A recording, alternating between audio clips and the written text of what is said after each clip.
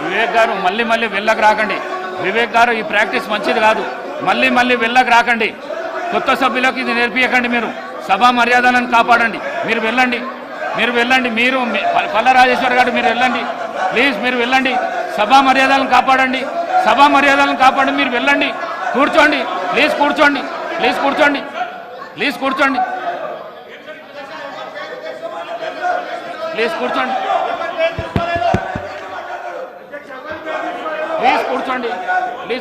నేను గౌరవ ప్రతిపక్ష శాసనసభ్యులు అందరికీ కోరుతా ఉన్నాను.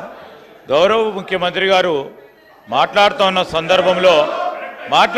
సందర్భంలో ఎవరు పేరు తీయలే అధ్యక్ష, ఎవరు గౌరవ సభ్యుల పేర్లు తీయలే.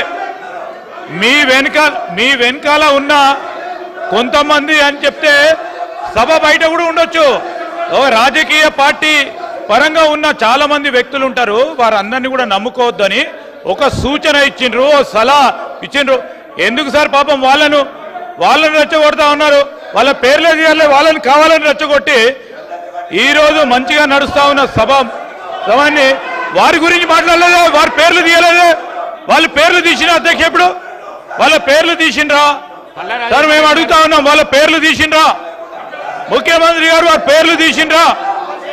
ఎవరు పేర్లను ఉద్దేశించి మాట్లాడలేదు. వారి పట్ల మాకు కానీ మా ముఖ్యమంత్రి గారు కానీ గౌరవం ఉంది. వారి గురించి మాట్లాడలేదు. ఎందుకు సార్?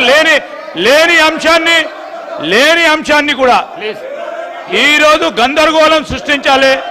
రేపు పొద్దున పేపర్లో పడాలనే ఉద్దేశం తప్ప ఈరోజు ఎందుకంటే మరి ఇప్పటి వరకు కూడా మాట్లాడిన మరి కేటీఆర్ గారు అనేక అంశాల విషయం మాట్లాడాం. మేము చాలా సమన్వయంతో విన్నాం.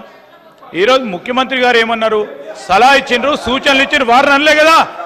వారి పట్ల మాకు గౌరవం ఉంది.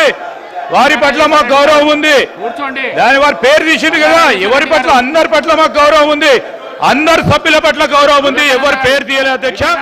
దయచేసి మా కాంగ్రెస్ పార్టీ శాసనసభ్యులు కూడా డాక్టర్ వివేక్ గారు కూడా మాట్లాడేది ఉంది, బీజేపీ వారు మాట్లాడేది ఉంది, ఎంఐఎం వారు మాట్లాడేది ఉంది, సిపిఐ వారు మాట్లాడేది ఉంది. అందరి సమయం కూడా వారే ఉపయోగించుకోవాలని ప్రయత్నం చేస్తా ఉన్నారు అధ్యక్ష.